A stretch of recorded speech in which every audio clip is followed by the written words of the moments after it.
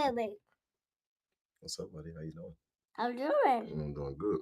I do that. Yeah. We're in the MasterMind Library today? Mm-hmm. Okay. Welcome to the MasterMind Library. I am. They call me Ferdinand, the bringer of science. And one of your hosts of the MasterMind Library. The home of the MasterMind Book Club on FACI. You bought up everybody in the body and see that Good job. Yeah. Very good. Good job. You done. Bye. Yes. So today we are in episode 136 of the MasterMind Library, and we are going to be reading from chapter 18, I believe. So let's go ahead and move there in the book. Yep, chapter 18, A Vacation in Europe. Yes, a bit. That's it. You wiping off my kisses? You wiping off my kisses? You wiping off my kisses? What's wrong with you? Wiping off my kisses like that? What you doing? Whose kisses you wiping off? All right, so we're back. And just so everybody knows, this is my co-host Trigger. Trigger does so well being a co-host. Great job, buddy. High five. Very proud of you. Thank you. Thank you for being proud of me. I'm trying to do more fun, Daddy Will. Or fun, take the B in the boat. Fun and free is B in Dada. Dad. Mommy, Didi, and everyone. Right, yeah. I love that one. The water library. All right, you ready to get started? Mm-hmm. Okay, cool.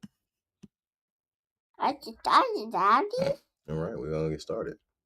Okay. Chapter 18, A Vacation in Europe. In the spring of 1899, a rather notable meeting was held in Boston in the afternoon at the Hollis Street Theater. This meeting was gotten up in the interests of the Tuskegee Institute by friends of the institution in Boston for this purpose of raising money for the school. It was presided over by Bishop Lawrence, Bishop of Massachusetts. I invited to speak with him. I invited to speak with me at this meeting, Dr. W.E.B. Du Bois and Mr. Paul Laurence Dunbar. Mr. Du Bois read an original story and Mr. Dunbar recited from his own poems. The theater was filled with representatives of the most cultured and wealthy men and women in Boston, and was said to be the most successful meeting of the kind that had been held for a good while. An admission was charged at the door, and a generous sum was raised for the school. This was the first time that Mr. Dunbar had appeared in Boston, and his readings produced a most favorable effect. The same was true of Dr. Du Bois. During this same year, I received an invitation which surprised me somewhat. Hold on 1 second.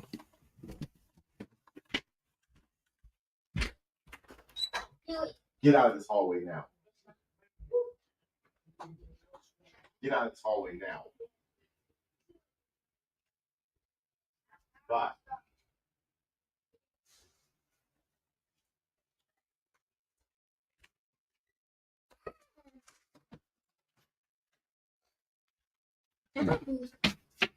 Oh, big boy. Big boy. All right. Dr. Du Bois read an original story, and Mr. Dunbar recited his own poems. The theater was filled with representatives of the most cultured and wealthy men and women in Boston, and was said to be the most successful meeting of the kind that had been held for a good while. An admission was charged at the door, and a generous sum was raised for the school. This was the first time that Mr. Dunbar had appeared in Boston, and his readings produced a most favorable effect. The same was true of Dr. Du Bois. During this same year, I received an invitation which surprised me somewhat. It was an invitation from the secretary of the Birmingham, Alabama Lyceum, a white literary organization composed of the best and most cultured people in the city of Birmingham, Alabama, inviting me to address the Lyceum. I accepted this invitation to deliver an address before the organization on the 30th of March. There was some adverse criticism and some protests through the newspapers and otherwise on the part of a certain element of white people in Birmingham. In fact, some effort was made to prevent white ladies from attending, but I was surprised and gratified when I appeared before the audience to find the room filled with representatives of the best ladies and gentlemen of Birmingham. And I have never spoke and I have never spoken before any organization where my words were more heartily and more kindly received than was true on this occasion. I give one or two short extracts from Birmingham newspapers, which indicate how my address was received. This was the first time that I had ever received an invitation to address a white literary organization in the South. Although during the winter of the same year, I had delivered an address before the National Farmers Association, which met at Fort Worth, Texas. Immediately after the public meeting held in Boston in the Hollis Street Theater, some friends of mine in Boston noted that I seemed to be rather worn out as a result of nearly 18 years of continuous work, without any vacation during the winter or summer. Without our knowledge, they quietly started a movement to raise a certain sum of money to be used in sending Mrs. Washington and myself to Europe, where we could rest for 2 or 3 months. This plan was a very great surprise to us, and it seemed difficult for us to make up our minds to leave the school for so long a time. But these friends insisted that we owed it to the work and to ourselves to take the vacation. The result was that we sailed for Europe on the 10th of May and remained abroad until the 5th of August. We had a very pleasant and delightful trip across the ocean and made many friends on the voyage. I was called upon to speak on the steamer going and had a large and interesting audience. After a voyage of 10 days, we landed at Antwerp, Belgium, and remained there for a short while. We then took a trip through the country in company with some New York friends whose acquaintance we made on the voyage. In Holland, we traveled on the canal boats, which gave us an opportunity of seeing the inner life of the country people and also the agricultural life of the people. I was especially anxious to study the agricultural and dairy systems with a view to utilizing the information in our work at Tuskegee. The thorough cultivation of the soil, for which this country is noted, made a deep impression upon me. There are few other countries, if any in the world, where the soil is so thoroughly cultivated as in Holland. The dairy interests there present an interesting and valuable field for study. While in Holland, we visited The Hague, where the International Peace Congress was in session, and were shown many courtesies by the American members of the peace conference. After remaining for some time in Holland, we returned to Antwerp and spent some time there, and afterwards proceeded to Brussels, where we had a pleasant stay. From Brussels, we went to Paris, where we remained nearly 6 weeks. In Paris, we received much kind attention from General Horace Porter, the American ambassador, and his wife, as well as from other American and French people. Soon after reaching Paris, I received an invitation to deliver an address before the American University Club, an organization composed mainly of American college men residing in Paris. The American ambassador, General Horace Porter, presided at this meeting. And in addition to myself, the speakers were ex-President Benjamin Harrison and Archbishop Ireland. I was also invited to deliver an address the following Sunday in the American Chapel, which I did. Mrs. Washington and I attended a reception given by the American ambassador, where we met many prominent people. I went to Europe mainly for the purpose of securing complete rest, and notwithstanding the many engagements which constantly pressed themselves upon me, I succeeded in getting a great deal of needed strength. Especially was this true in Paris. From Paris, we went to London and arrived there in just in the midst of the social season. We had many letters of introduction from friends in America to influential people in England, and our stay in England was occupied mainly in a continual round of social engagements. Soon after reaching London, Friends insisted that I should deliver an address to the public on the race problem in the South. The American ambassador, Honorable Joseph H. Choate, was especially anxious that I consent to do this. A meeting was arranged to take place in Essex Hall. In connection with this meeting, Reverend Brooke Herford, D.D., whom I had formerly known in Boston, gave Mrs. Washington and myself a reception. The meeting was largely attended, and Mr. Choate, the American ambassador, presided. The substance of what Mr. Choate and myself said at this meeting was widely circulated in England and telegraphed to the American press. This meeting was attended by such well-known people as Honorable James Bryce, who also spoke, and many high officials and members of titled families in England. After this meeting, I received many invitations to speak at other gatherings, but as far as possible, excused myself from doing so, in order that I might secure the rest for which I went to Europe.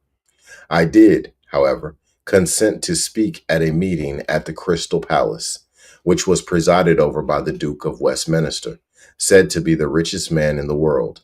This meeting was also largely attended.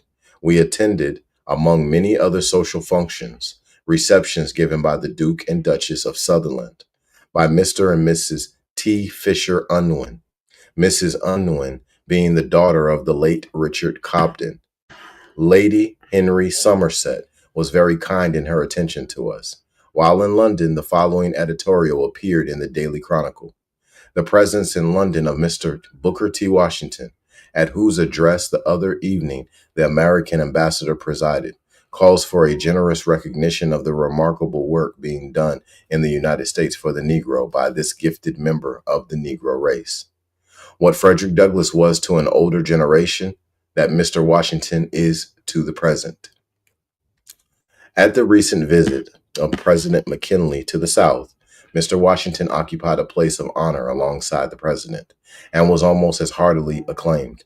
When one recalls the tremendous color feeling in America, such a fact is exceedingly striking.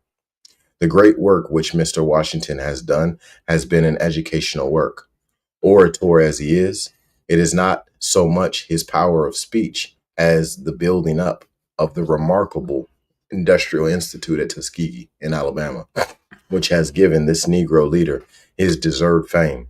The Civil War left the Negro legally and nominally free, and the legislation after the war was over made him legally and nominally a citizen.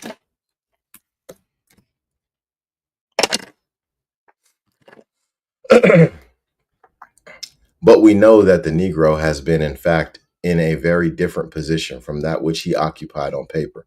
He has been insulted by degrading legislation. He has been, in many states, virtually deprived of his vote. And in not a few cases, an election dispute has afforded the dominant white man an excuse for slaughter of the blacks. The Negro has retaliated in his barbarous ways. Though religious in the most emotional form, he is often non-moral, and there can be no doubt that he has committed many grave offenses against social order. Mr. Washington, though an enthusiastic advocate of the claims of his race, is by no means blind to the faults which render so many Negroes almost unfit for American citizenship. He saw long ago what so many American politicians who gave the suffrage to the colored population did not see, that the most important service which could be rendered to the blacks was to make useful artisans and workmen of them. As a result of his meditation on the condition of the colored people, Mr. Washington founded the Tuskegee Institute in the Black Belt of Alabama, stumped the Union for funds, interested in his great undertaking all the best minds of the northern states, and has had the satisfaction of seeing this institution grow to its present status of the largest and most important training center of the black race in the world. Here, where both sexes are welcomed on terms of equality, the Negro is taken in hand, given the rudiments of education, taught a useful trade, taught also, if he proves capable, the higher branches of modern culture, subjected to high intellectual and ethical influences, and made a man of in the true sense of the word. No better work is being done in America at the present hour than in this remarkable institution in Alabama. That the American conscience is being roused to its duty to the Negroes is evident from the recent important conference at which two leading speakers were an ex-governor of Georgia and a bishop of the Episcopal Church. The horrible burnings and improvised hangings by white mobs who took the law into their hands have awakened the people of the North, and it is very properly asked whether those who permit such brutalities in their own borders are fit to assume control of black and yellow races in the Pacific. Ex-Governor Northern of Georgia took the North to task for having been more responsible for the spread of slavery than the South, and he defended, but without much success, the Southern whites against the attacks made on them. The bishop, it is gratifying to find, took the strong ground of the Declaration of Independence and asserted the equal right of black and white to the common rights which the law and the Constitution allow. But the important principle which emerges clearly from the long discussion that took place at this conference is that a laissez-faire policy is impossible in the case of the Negro. You cannot emancipate him alone. He must be educated. His character must be formed. He must be made a useful and self-reliant being. This is precisely what is being done at the Tuskegee Institute, and therefore its founder is solving, as far as one man can, one of the chief American problems of the time. And what a problem! The practical humanizing and elevation from barbarism of dusky millions on whose own future the future of the United States largely depends. Perhaps the most interesting and useful part of our visit to England was the time that we spent as the guest of various English people in their country homes. In order for one to appreciate what English life really is, he should have an opportunity to get into the daily life of an English gentleman in his country residence. We visited Bristol, where we were given a reception by the Women's Liberty Club, and also Manchester, Liverpool, and Birmingham. In Birmingham, we spent several days as the guests of Mr. Joseph Sturge, who kindly gave us a reception, at which we met many of the prominent citizens of Birmingham. Of course, we visited a great many places of historical interest and had an opportunity of looking into the methods of education in England. We were specially interested in the work of the large polytechnic institutes and the agricultural colleges, from which we got a great deal of valuable information. While in Europe, I wrote a series of letters for the American Negro Press, which was widely published and commented on. During our stay in London, I took special pains to inquire into the opportunities for our people to better their condition by immigrating to Africa, and convinced myself that there was little, if any, hope of our people being able to better their condition by returning to Africa, largely because Africa is almost completely divided up among various European nations, leaving almost no hope for self-government in any part of Africa, except in the little Republic of Liberia, which is notably unhealthy and undesirable from almost every point of view. I found out that in many cases, the Negroes are treated by Europeans in Africa almost as badly as they have ever been treated in the South. The letter which I wrote from London on this subject was very widely copied and commented upon by the American press. While I was in Europe, cases of lynching of our people were especially frequent in the South, and in order to assist in checking this injustice perpetuated upon the race, I addressed the following letter to the Southern people, which was widely published throughout the country and seemed to do much good. It was heartily commented upon editorially in the Southern press several times during the last few months, while our country has been shocked because of the lynching of Negro citizens in several states. I was asked by many, and was tempted to say something upon the subject through the press. At the time of these lynchings, I kept silent because I did not believe that the public mind was in a condition to listen to a discussion of the subject in the calm, judicial manner that it would be later, when there should be no undue feeling or excitement. In the discussion of this or any other matter, little good is accomplished unless we are perfectly frank. There is no white man of the South who has more sincere love for it than I have, and nothing could tempt me to write or speak that which I did not think was for the permanent good of all the people of the South. Whenever adverse criticism is made upon the South, I feel it as keenly as any member of the white race can feel it. It is, therefore, my interest in everything which appertains to the South that prompts me to write as I do now. While it is true that there are cases of lynchings and outrage in the northern and western states, candor compels us to admit that by far the most of the cases of lynchings take place in our southern states, and that most of the persons lynched are Negroes. With all the earnestness of my heart, I want to appeal, not to the President of the United States, Mr. McKinley, not to the people of New York, nor of the New England states, but to the citizens of our southern states, to assist in creating a public sentiment such as will make human life here just as safe and sacred as it is anywhere else in the world. For a number of years, the South has appealed to the North and to federal authorities through the public press, from the public platform, and most eloquently through the late Henry W. Grady, to leave the whole matter of the rights and protection of the Negro to the South, declaring that it would see to it that the Negro would be made secure in his citizenship. During the last half dozen years, the whole country, from the president down, has been inclined more than ever to pursue this policy, leaving the whole matter of the destiny of the Negro to the Negro himself and to the Southern white people, among whom the great bulk of the Negroes live. By the present policy of non-interference on the part of the North and the federal government, the South is given a sacred trust. How will she execute this trust? The world is waiting and watching to see. The question must be answered largely by the protection of the South, by the protection the South gives to the life of the Negro and the provisions that are made for the development of the Negro in the organic laws of the state.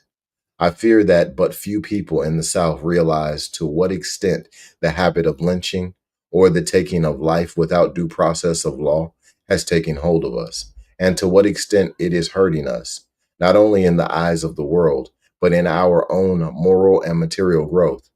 Lynching was instituted some years ago with the idea of punishing and checking outrage upon women. Let us examine the cold facts and see where it has already led us, and where it is likely further to carry us, if we do not rid ourselves of the habit. Many good people in the South, and also out of the South, have gotten the idea that lynching is resorted to for one crime only. I have the facts from an authoritative source. During last year, 127 persons were lynched in the United States. Of this number, 118 were executed in the South and 9 in the North and West. Of the total number lynched, 102 were Negroes, 23 were whites, and 2 Indians. Now, let everyone interested in the South, his country, and the cause of humanity note this fact, that only 24 of the entire number were charged in any way with the crime of rape. That is, 24 out of 127 cases of lynchings. 61 of the remaining cases were for murder, 13 being for suspected murder, 6 for theft, etc.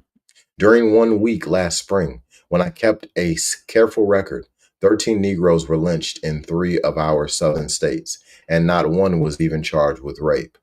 All of these 13 were accused of murder or house burning, but in neither case were the men allowed to go before a court so that their innocence or guilt might be proven.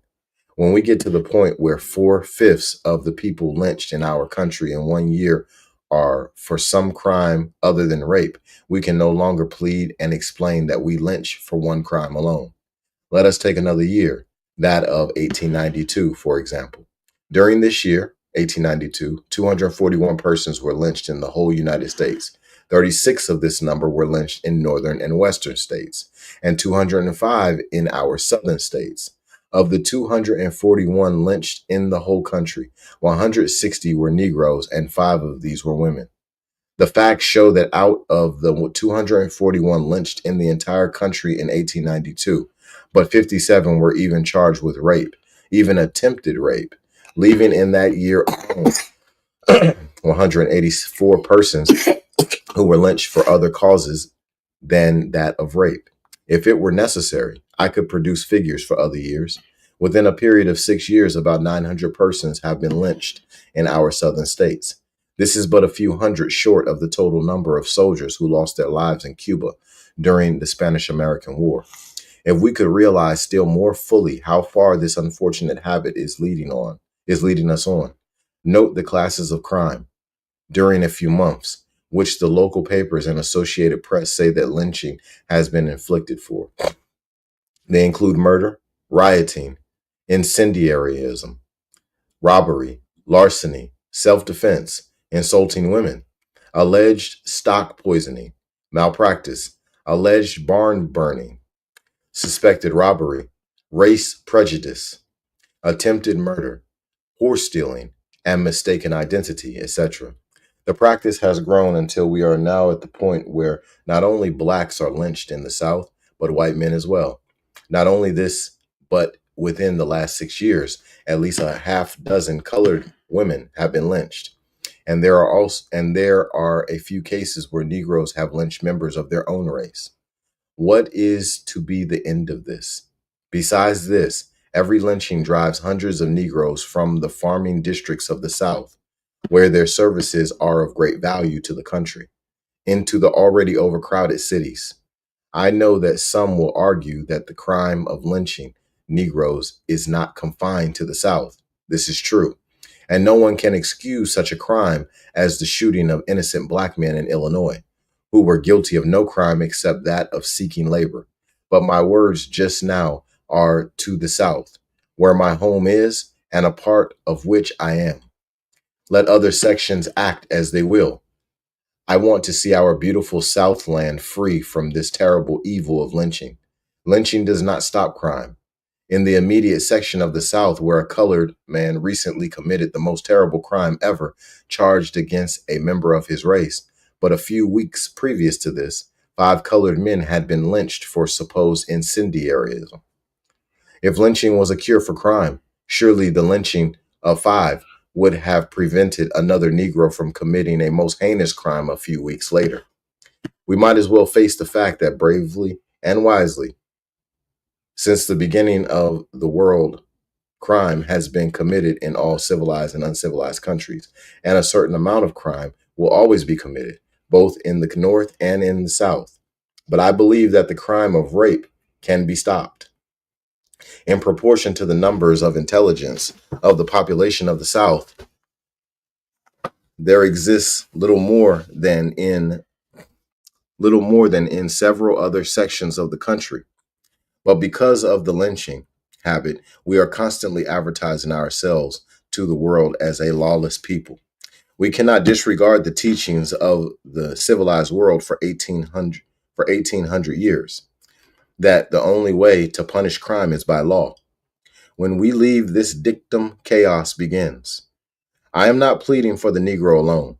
Lynching injures, hardens, and blunts the moral sensibilities of the young and tender manhood of the South. Never shall I forget the remark by a little 9-year-old white boy with blue eyes and flaxen hair. The little fellow said to his mother after he had returned from a lynching, "I have seen a man hanged. Now I wish I could see one burned."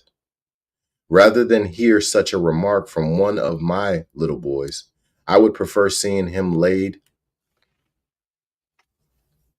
I would prefer seeing him laid in his grave. This is not all. Every community guilty of lynching says in so many words to the governor, to the legislature, to the sheriff, to the jury, and to the judge, "I have no faith in you and no respect for you. We have no respect for the law which we helped to make." In the South, at the present time, there is less excuse for not permitting the law to take its course, where a Negro is to be tried, than anywhere else in the world. For almost without exception, the governors, the sheriffs, the judges, the juries, and the lawyers are all white men, and they can be trusted, as a rule, to do their duty. Let's see how many more pages we got in this chapter. not too much. We only got like 2 more. All right. Let's see. To do their duty. Otherwise, it is needless to tax the people to support these officers. If our present laws are not sufficient to properly punish crime, let the laws be changed, but that the punishment may be by lawfully constituted authority is the plea I make. The history of the world proves that where law is most strictly enforced is the least crime. Where people take the administration of the law into their own hands is the most crime. Come on now, you gotta, come on. All right, matter of fact, let's get, no, you need to get down. Since you can't sit up there the way you're supposed to.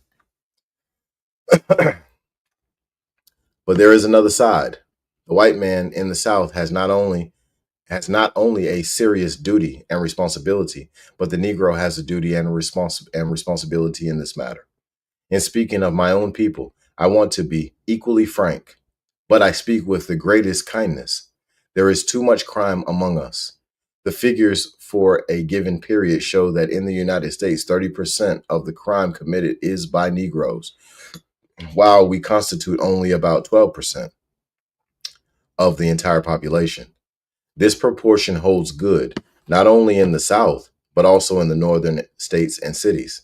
No race that is so largely ignorant and so lately out of slavery could, perhaps, show a better record, but we must face these plain facts. He is most kind to the Negro who tells him of his faults as well as of his virtues. A large amount of the crime among us grows out of the idleness of our young men and women. It is for this reason that I have tried to insist upon some industry being taught in connection with their course of literary training. The time has come when every parent, every teacher and minister of the gospel should teach with unusual emphasis morality and obedience to the law. At the fireside, in the schoolroom, in the Sunday school, from the pulpit and the Negro press, there should be such a sentiment created regarding the committing of crime against women that no such crime shall be charged against any member of the race. Let it be understood for all time that no one guilty of rape can find sympathy or shelter with us, and that none will be more active in bringing to justice, through the proper authorities, those guilty of crime. Let the criminal and vicious element of the race have at all times our most severe condemnation. Let a strict line be drawn between the virtuous and the criminal. I condemn with all the indignation of my soul the beast in human form guilty of assaulting a woman. Let us all be alike in this particular. We should not, as a race, become discouraged. We are making progress. No race has ever gotten upon its feet without discouragements and struggles. I should be a great hypocrite and a coward if I did not add that which my daily experience teaches me is true, viz., that the Negro has among many of the Southern whites as good friends as he has anywhere in the world. These friends have not forsaken us. They will not do so. Neither will our friends in the North. If we make ourselves intelligent, industrious, economical, and virtuous, of value to the community in which we live, we can and will work out our own salvation right here in the South. In every community, by means of organized effort, we should seek in a manly and honorable way the confidence, the cooperation, the sympathy of the best white people in the South and in our respective communities. With the best white people and the best black people standing together in favor of law and order and justice, I believe that the safety and happiness of both races will be made secure. And that concludes chapter 18. All right. Y'all be blessed and expose your gift.